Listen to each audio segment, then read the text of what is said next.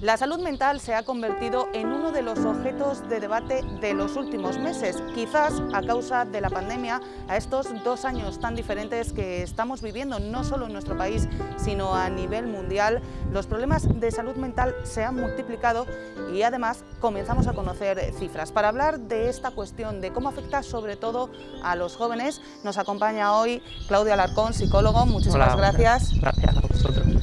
Hablamos de la salud mental, una cuestión que a lo largo de los últimos meses sobre todo se ha convertido en objeto de debate o por lo menos en objeto de estudio. Estos casi 2 años que llevamos de pandemia han contribuido a que se visibilicen esos problemas de salud mental que antes quedaban un poco apartados o que eran tabú o que estigmatizaban a quien confesaba, porque era una confesión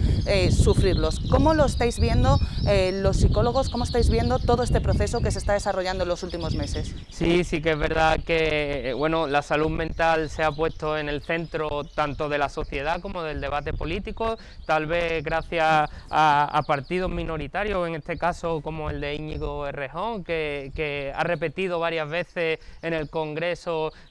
temas sobre salud mental. Incluso se vio muchas veces en el Parlamento incluso ese tabú sobre la salud mental con ese vete al médico que le dijeron desde otra bancada, pero al final lo importante es que hoy en día está el debate y sobre todo la necesidad de hablar de salud mental, ya que sí que es verdad que la pandemia ha tenido unas consecuencias muy importante, negativa en este caso, sobre la salud mental de la población española. Unas consecuencias sobre la salud mental que se han hecho especialmente evidentes entre la población más joven. ¿Por qué? ¿Por qué es la población más joven la que parece, a la vista de los datos, que está sufriendo de una manera más intensa esos efectos sobre su salud mental? Sí que es verdad que se ha visto, al final, cuando después se analizan datos, ha afectado a toda la población, pero sí que es verdad que especial atención a los jóvenes, pues por un poco porque ellos tienen una vida social muy activa, llega una pandemia mundial que rompe todos nuestros esquemas sociales, todas nuestras formas de relacionarnos socialmente, hay que quedarse en casa y tal vez esa poca tolerancia a la frustración, esa poca capacidad de resiliencia que otras generaciones con más edad ya tenían, y esa madurez al final que se adquiere con el paso de los años, estos jóvenes no la tenían desarrollada. No se hablaba anteriormente de salud mental, no te enseñan a sumar, a restar, pero no te enseñan a expresar emociones, por ejemplo, y entonces ante una situación novedosa y que hay una ruptura con la normalidad, pues hay que enfrentarse y tal vez de ese enfrentamiento a la realidad que fue el confinamiento, pues se sacan una consecuencia que es una afectación en los jóvenes, sobre todo en el campo de la salud mental. Unos problemas de salud mental que tienen diversos estadios, pero hoy queríamos centrarnos en unas cifras que hemos conocido hace muy poco y que indican cómo el suicidio se ha llevado más jóvenes a lo largo de este tiempo que la propia pandemia. Son unos datos muy alarmantes que se compartían por medios, que se compartían en redes sociales, que profesionales como tú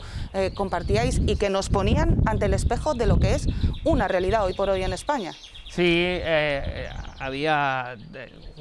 hace poco, durante el fin de semana salieron datos que hacía una comparativa entre la muerte por COVID en jóvenes menores de 30 años y la muerte por suicidio, y lógicamente el COVID no ha sido población diana para este campo de jóvenes, pero en cambio el suicidio no tan publicado o hecho público sí que ha sido alarmante, ya que las cifras de suicidio son espeluznantes, han incrementado un 7,4% respecto a 2019, son 3.941 suicidios en el 2020 en España, que son los últimos datos que tenemos. Es la primera causa de muerte no natural ya, superando incluso a los accidentes de tráfico, y al final eso, cuando hace números y divide los días de un año, son 11 muertes diarias, es decir, cada 2 horas, 2 horas 15 minutos, una persona se está suicidando en nuestro país. Esos datos son muy alarmantes, sobre todo, como decimos, afecta a una población de edad media, pero también se ha empezado a observar cómo los más jóvenes utilizan ese último recurso que hay, y es porque la vida le está doliendo mucho, no son capaces de afrontar esas adversidades, que le está presentando la vida, y no tienen esas herramientas suficientes, o no han sido tanto los profesionales de la salud mental como los dirigentes, como la sociedad, capaces de enseñarles que hay herramientas para combatir esa tristeza extrema, esa soledad o esas principales causas que afectan a la salud mental. La llamábamos desde este fin de semana con esos datos la pandemia silenciosa. ¿Qué podemos hacer para combatir esa pandemia silenciosa? En primer lugar, ¿qué pueden hacer esas personas que a día de hoy se encuentran en esa situación, como tú decías, tan extrema, de llegar a plantearse ese último recurso? ¿Qué pueden hacer esas personas? ¿Dónde deben acudir? ¿Quién les puede ayudar? Bueno, pues al principio, o el primer eslabón de esa cadena, yo creo que sería la educación en salud mental. No sé, tal vez creando asignaturas de educación emocional, de salud mental, desde la infancia, enseñándoles a expresar emociones, a saber gestionar las emociones, a saber que hay tanto emociones positivas como emociones negativas, que desgraciadamente a lo largo de la vida pues vamos a pasar por experiencias negativas o por experiencias o por sentir emociones negativas, y cómo saber gestionar y saber afrontar esas emociones negativas, enseñándoles herramientas para saber cuando estoy mal, cuando tengo ansiedad, qué puedo hacer, qué herramientas tengo, qué terapias existen. Eso por un lado, que desgraciadamente en nuestro país hasta ahora pues no se le prestaba mucha atención, o toda la atención a la salud mental que se requiere. El segundo eslabón, la familia y la red social, son al final los que pasan más tiempo con esas personas. Identificar síntomas o signos, señales que se salgan de lo común, un aislamiento que antes no tenían, comportamientos extraños, falta de interés, falta de empatía, hablar, centrándonos en el suicidio, cuando la persona intenta comunicarse o habla de cosas que antes no hablaba, como pueden ser la muerte, como pueden ser no sé qué hago aquí, frases como señales que nos van dando que hay que activar la alarma. ¿Para qué? Para que esas personas tengan la posibilidad de llegar a profesionales de la salud mental y por lo menos tener o poder ofrecerles esa herramienta, ya que cada 3.941 personas, ahí hay 3.941 historias que tanto los profesionales de la salud mental como la sociedad no hemos sido capaces de llegar, y le hemos fallado al final, porque sí que es verdad que muchas de esas personas habrán podido tener ese acceso, pero otras tantas tampoco han podido tener ese acceso a herramientas de salud mental, y algunas de esas muertes con esas herramientas seguro que se podrían haber evitado. Ese es un gran problema, que al final el acceso a los recursos de salud mental no es tan fácil como debiera ser. Es decir, si a mí me duele la cabeza, la garganta o me rompo un brazo, tengo la opción de acudir a mi médico y de ser tratado. Sin embargo, cuando los dolores son mentales, por decirlo de alguna manera, no hay esa facilidad, no existe esa facilidad de acceder a un profesional de la salud mental, y al final son muchas las personas que acaban yendo por la vía privada porque no se facilita a través de la sanidad pública. Desgraciadamente el sistema público de salud no está desarrollado como debería estar en un país que al final encabeza la Unión Europea o que presume de ser uno de los países cabeza de la Unión Europea. En España no llega a ver si hay sistemas de salud,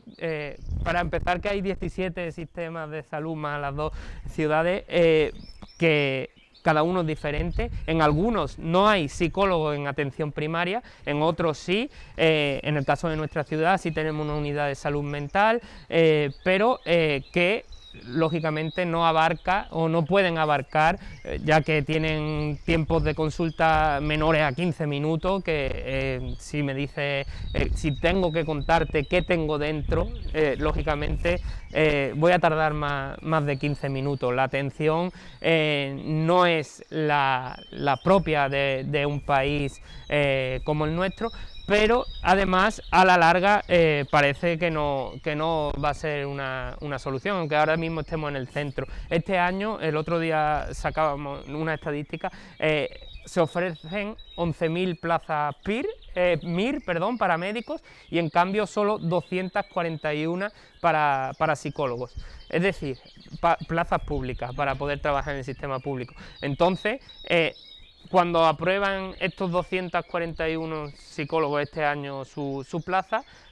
saldrán a trabajar dentro de 4 años, que es lo que dura la formación. Entonces, dentro de 4 años, aún todavía estarán saliendo un número inferior de psicólogos, que es lo que necesita la sociedad española para llegar a ese 11 psicólogos por cada 100.000 habitantes que tienen algunos países de la Unión Europea. Y ya la última cuestión, muy rápidamente, ¿hay algún teléfono, algún recurso donde puedan acudir tanto familiares que se encuentren con que una persona de su entorno está en esa situación que nos comentabas antes, como la propia persona? Pues bueno, eso, cuando vemos esas señales de alarma, acudir a servicios de salud mental, tanto público o como privado, animarlos y acompañarlos y estar encima de esa persona para que puedan llegar a esos servicios de atención de salud mental. Y también hace poquito se estrenaba el 024, que es ese teléfono público y gratuito de atención, pues, a personas que se vean en un momento de desesperación y con ideación suicida, o darle esa herramienta para que puedan hablar, desahogarse y tal vez bajar ese nivel de ansiedad que provoca justo antes de un suicidio, que hace que esa impulsividad nos lleve a tomar esa decisión. Claudia Alarcón, muchísimas gracias por atendernos y por ayudarnos a hablar de estas cuestiones de salud mental que al final tenemos que poner en el centro del debate. Muchas gracias a vosotros, porque sois una herramienta fundamental para que la salud mental y el suicidio dejen de ser un tema tabú. Pues ya lo han escuchado, tiene que dejar de ser un tema tabú hablar de salud mental, y para eso también estamos aquí en Ceuta Televisión.